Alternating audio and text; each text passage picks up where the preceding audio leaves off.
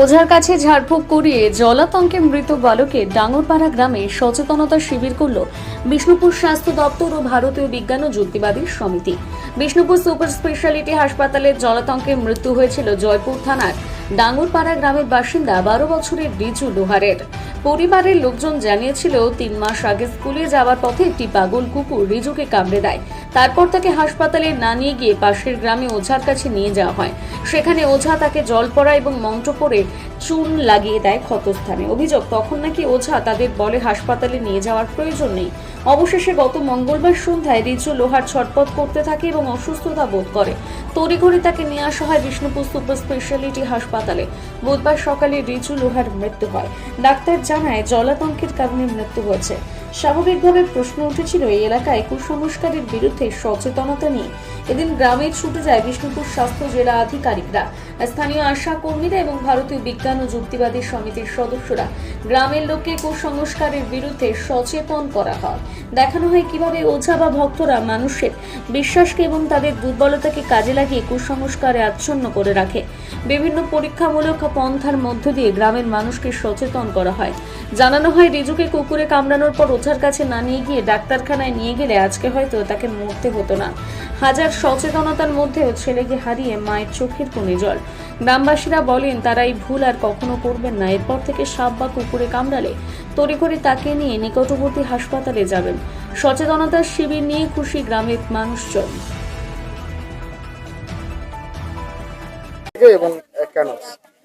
আপনারা সবাই জানেন যে জয়পুরের বেলিয়া অঞ্চলের মধ্যে একটি বাচ্চা রিজু সে মারা গেছে।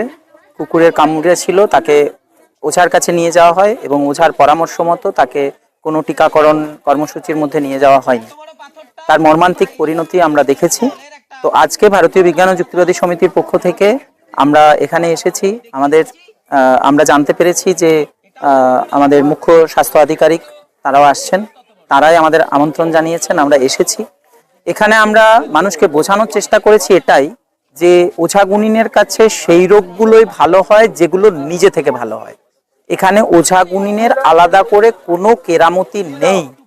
কোনো পৃথিবীর কোনো বাবাজি, কোনো মাতাজি, কোনো ওঝা, কোনো গুনিন তার কোনো ক্ষমতা নেই যে একজন মানুষকে সুস্থ করে দিতে পারে বা একটা মানুষকে অসুস্থ করে দিতে পারে। এই সমস্ত তান্ত্রিক ওঝা গুনিনরা যে সমস্ত কাণ্ড কারখানা ঘটান, সেই সমস্ত কিছু কাণ্ড কারখানা আমরা ঘটিয়েছি সবার সামনে এবং তার অলৌকিকতার পেছনের যে আসল লৌকিক ব্যাখ্যাটা আমরা দিয়েছি এবং দিয়ে মানুষকে এটা বোঝানোর চেষ্টা করেছি যে এর পরের বারে যখনই কখনো এরকম ঘটনা ঘটবে আপনারা সোজা হাসপাতালে যাবেন। না হলে ওঝা গুনিনের কাছে গেলে ভালো হবে, কিন্তু সেগুলো কোনগুলো? যেগুলো নিজে থেকে ভালো হয়, ঠিক আছে? এবং এর যে কি ভয়াবহ পরিণতি হতে পারে সেটা সকলকে আমরা দেখিয়েছি। মানুষ আশা করি বুঝেছেন, কারণ এই বোঝানোর বিকল্প তো আর কিছু নেই। মানুষের কাছে গিয়ে মানুষের মতো করে তার দুঃখী হয়ে তার মতো করে যদি আমরা বোঝাতে পারি নিশ্চয়ই বুঝবেন, এটুকু বিশ্বাস আমাদের আছে। একদম এই সচেতনতাটা স্কুলে কলেজে বারবার আলোচনা হওয়া দরকার, বিভিন্ন সময়ে আলোচনা হওয়া দরকার। কারণ একটা জিনিস আমাদের মাথায় রাখতে হবে যে এই যে জীবাণু থেকে যে রোগ হয়, এই ধারণাটা মাত্র 150 বছরের পুরনো। তার আগে তো মানুষ ভাবতো যে কেউ একজন নজর দিয়ে দিলে রোগ হয়। আপনি এখন দেখতে পান না যে বাচ্চার একটা কপালে একটা কালো টিপ পরা হয়, নজর দিয়ে দিল। এগুলো তো এসবেরই লক্ষণ। মানুষ বুঝতে পারছেন যে তাদের কি বড় ভুলটা হয়েছে। তারা সকলে মোটামুটি নিজেরাই বুঝেছেন যে আমরা এখানে আরেকটা জিনিস আমি বলবো, সকলে এটা ভেবেছেন যে আমি যদি বলতে যাই হাসপাতালে দিয়ে যদি বাচ্চাটার কিছু হয় তাহলে আমার কি হবে। এই যে ভয়টা, এই ভয়টাকে আমাদের জয় করতে হবে। যে হতে পারে দুর্ঘটনা ঘটতে পারে, হাসপাতালে নিয়ে যাওয়ার পরেও কেউ মারা যেতে পারে, কিন্তু তার সাথে মানে অলৌকিকতার কোনো সম্পর্ক নেই। সচেতন হয়েছেন আমাদের এই আশা।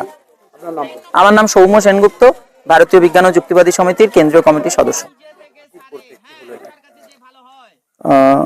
বর্তমানে আমরা জয়পুর ব্লকের বেলিয়া গ্রামের ডাঙ্গরপাড়া ভিলেজে এসেছি। আমরা স্বাস্থ্য দপ্তরের তরফ থেকে খবর পাই রিজু লোহার, যার বয়স 12 বছর, সে একটা ক্লাস 6-এর স্টুডেন্ট। গতকাল বিষ্ণুপুর হাসপাতালে সে জলাতঙ্ক রোগে মারা যায় এবং অনুসন্ধান করে আমরা জানতে পারি যে তার কুকুরে কামড়েছিল, বিষে অগ্রহায়ণ, তার হচ্ছে গিয়ে ডান পায়ের পিছনে কুকুরে কামড়েছিল। কিন্তু কুকুরে কামড়ানোর পরে সেই খবরটা আমাদের স্বাস্থ্যকর্মীরা কেউ জানতে পারেননি এবং তার সেই কুকুরে কামড়ানোর যে ভ্যাকসিন, সেই ভ্যাকসিনটা পায়নি।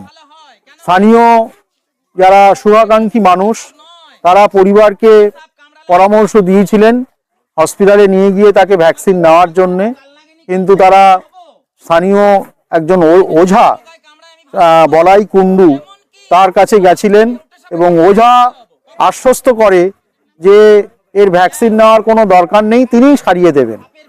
এবং যদি তারা ওঝার কথা অমান্য করে হাসপাতালে নিয়ে ভ্যাকসিন নেন তাহলে কিন্তু এই ছেলেটি মারা যাবে। এবং সেই কথাই বিশ্বাস করে ছেলেটির বাবা মা হচ্ছে ভ্যাকসিন নেওয়ার কথা ভাবেননি, ওঝার উপরেই বিশ্বাস করেছিলেন, নির্ভর করেছিলেন। পরিণতিতে ছেলেটি জলাতঙ্ক রোগে মারা গেল। তো এই বিষয়টা আমরা জানতে পারার পরে আমরা অনুভব করলাম যে এই গ্রামে এই বিষয়ে সাধারণ মানুষের একটা জনসচেতনতা বৃদ্ধি করা দরকার। সেই জন্য আমরা এখানে এসেছি, স্থানীয় সবাইকে এই বিষয়গুলো আমরা হচ্ছে কি জানালাম যে কেন কুকুরে কামড়ানোর পরে বা সাপে কামড়ানোর পরে ভ্যাকসিন নেওয়া দরকার, এভিএস নেওয়া দরকার, সেটা মানুষকে বোঝালাম, তারা বুঝলেন। আমরা আশা করব ভবিষ্যতে এই রকমের মর্মান্তিক ঘটনা যাতে না ঘটে।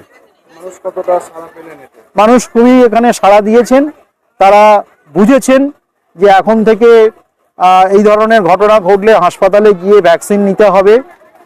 কিন্তু সেটা বুঝলেন, সেটা বুঝতে গিয়ে তাদের হচ্ছে কি একটা প্রাণের বিনিময়ে বুঝলেন। এটাই খুব মর্মান্তিক, দুঃখের কথা।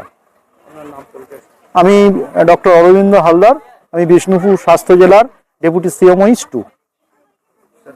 এই গ্রামে স্বাস্থ্যকর্মী অর্থাৎ আশাকর্মী আছেন? হ্যাঁ, এই গ্রামে আশাকর্মী আছেন। 3 মাসের মধ্যে কোনোভাবে তার কানে গেল না? 3 মাস নয়, অ্যাকচুয়ালি 20 অগ্রহায়ণ হচ্ছে কামড়টা হয়েছে, 3 মাস হয়নি।